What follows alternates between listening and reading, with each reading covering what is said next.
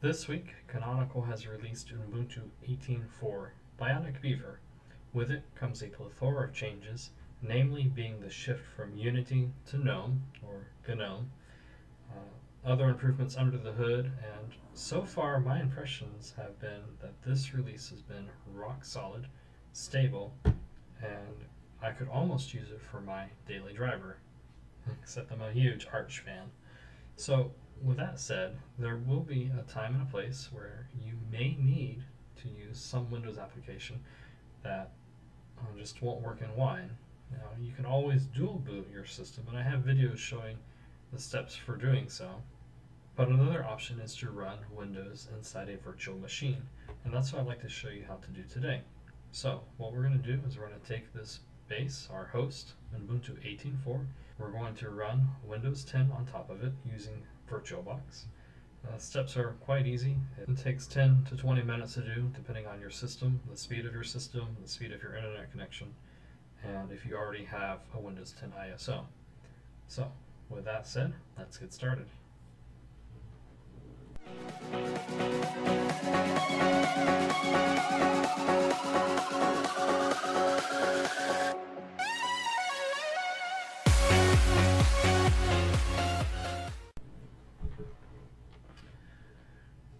Now, if this is a fresh install of Ubuntu, the first thing you'll want to do after you've updated, so you've done your sudo apt update and sudo apt upgrade, after you've done that, you'll want to head over to Google, and let's go to VirtualBox, and grab the VirtualBox package. You click on Downloads, and then we want the Linux distributions. If you're running a 64-bit system, choose the AMD 64 that matches your distro. Now the steps for this are the same for Ubuntu 17.4, Ubuntu 16.10, all the way down. So if you're using a previous version, you can still follow along. Just make sure you grab the right package that matches your distro. If you have a 64-bit system, grab the AMD 64. If it's 32-bit, grab the i386. So because I'm running Ubuntu 18.4 Bionic Beaver, we're going to grab the AMD 64, go ahead and click on that, and run through the package installer. It'll prompt you for your password, and it takes about a minute or two to install. After you've grabbed that, go back to the downloads page, and go ahead and grab the VirtualBox extension pack. And they just have one package for all platforms. Go ahead and grab it. You'll run through it just like you ran through the installer for VirtualBox. Takes about a minute or two as well, and then you'll be good to go. The reason you want the VirtualBox extension pack is because after we install our host operating system, it'll allow us to full screen it, among other things. And it's quite useful, so I highly recommend that you install that as well. So we have that. I have here a Windows 10 ISO. And so with those two things, we are going to fire up VirtualBox.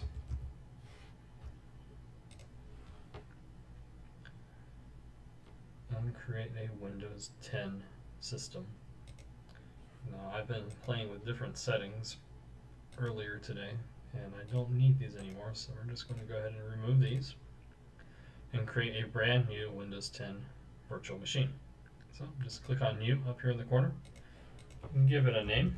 And if you type in the system name, you'll see that it automatically matches the version, and it assumes we're going to be using a 64-bit ISO, which I will be in this situation. If you're using a 32-bit, select one that's appropriate. And then just click Next. Here, we get to allocate how much memory we want our virtual machine to use. This particular laptop only has 8 gigs of memory on it, and Windows tends to be a bit more resource heavy than Linux. So I want to give it a fair amount of memory. So I'm going to go ahead and drag this slider, and I'm going to give the Windows 10 system half of my memory, 4 gigabytes. So depending on how much memory you have and how much you want to give to your virtual machine, slide this bar accordingly, and then click Next. We also have the option to create a hard disk. This is a space on a virtual machine where we can add applications, files, pictures, just about anything we want. So if you're going to be using this just to play around and kind of use it as a proof of concept, then you probably don't need as much memory. If you're just going to be using this to learn, to play with the system settings, and to kind of get your toes wet with virtualizing, you probably don't need a large hard drive space. If, however, you're going to be using this in any sort of office environment or any type of work-related stuff, then go ahead and create one. I'm going to go ahead and create one. I'm going to create a VirtualBox disk image, so leave it at the default. You can either choose to create a fixed sized or a dynamically allocated size. So the dynamically allocated will only use space on your hard drive as it fills up. So as you put things in, it expands. As it expands, though, keep in mind that as you remove things from the hard drive, that space will not shrink. So you'll expand it, but you won't be able to shrink it. Just keep that in mind. I'm going to go ahead and do a fixed size, and I'm going to give it about 30 gigabytes, which is probably the smallest amount I would give Windows 10. Doesn't like that. Oh, because you have to type in whether it's 30 gigabytes or 30 megabytes. So just keep in mind that whatever you're planning to use with this virtual machine, like the memory, just adjust accordingly. And if you have the space that you can spare, then by all means go ahead and create a large hard drive so that you can mess around with it and do whatever it is that you're wanting to do with the system. So once you have that set, go ahead and click create. It'll take a few moments depending on your system. Now we're back to the main screen of VirtualBox. Before we click on start, we want to make sure that our virtual machine is highlighted and click settings. And we want to adjust a few things before we fire it up. So go ahead and in the settings menu, go ahead and go to the system tab, click on processor, and go ahead. I like to give my processing power half of what my system has. So we can see it has 4 CPUs listed. I'm going to go ahead and give it 2. On display, make sure the video memory tab make sure the slider is all the way to the right. It should be 128 megabits. And I like to enable 3D and 2D acceleration as well. Then click on storage. On this tab that says empty with the CD icon, highlight that. Come over here to the right, click on this CD icon, and click on choose virtual optical disk file. This is where we're going to point the virtual machine to the Windows ISO. So I already have that here, Windows 10. I'm going to tell it to go there, and then we should be good to go. You also have the option, if you wish, if you come down to shared folders, you can add your host system folders to this list, and the virtual machine will recognize them. You can do them as read only or give them read and write permission. So if you want to share files between your host system and your Windows 10 system, then you can do so here. I don't have any need for doing that for this demonstration, so we're just going to go ahead and close out of the settings. Then we're ready to fire up. So click on start. And we'll see the splash screen here with the Windows 10 icon, the logo. And we just wait a few minutes for it to initialize. Once you come to the Windows setup screen, click on next and click on install now.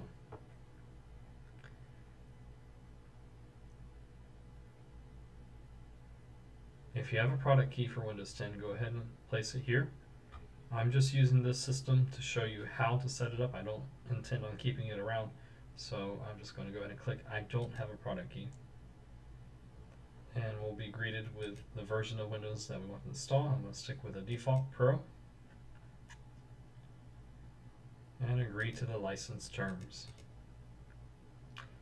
Now we get to choose where we want to install Windows 10. So this is where we choose that hard drive that we created just a few moments ago. Click on Custom and then click Next. And from this point on, it's just your standard Windows installation. So you just follow it through if you're installing Windows 10 on a regular computer. So we can see it's installing. It gives us a status here, and again, depending on your processing power and how fast your computer is, this will take a few moments, so bear with it.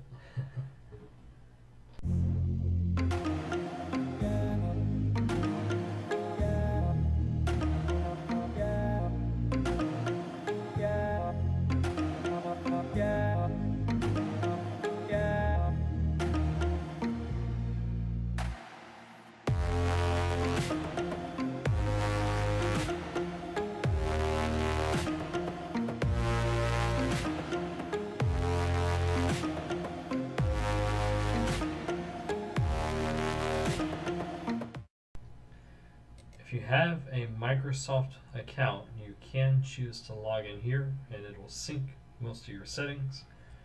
I'm going to go ahead and skip this step for now by clicking so down here. And here we get to choose, and here we get to create an account.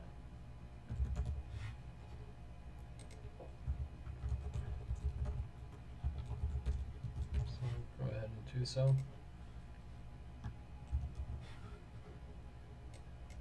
And then click next. And hopefully this will go a little faster than the update installation. Fingers crossed again. Updates are done, good. Okay, we're in, and even after all of those critical updates and that massive waiting, and waiting such a long time for those updates, it still has more updates to apply. So it's prompting us here that it has an update waiting, and if we want to go ahead and do so, but we're going to just let that run in the background later. So I'm going to go ahead and click Not Now down here in the bottom left, and here we are in Windows 10, and that is how you install a Windows 10 virtual machine on top of Ubuntu 18.4. The process, it took a while because again we have to wait for those updates, but as you saw, it's very streamlined, it's easy to do, and the steps can be completed in less than 10 minutes. We can move it around, and that's all there is to it. So we can run it, we can click in and out, we can still run programs on our Linux host and go back. And if we share folders, we can copy documents and whatnot back and forth.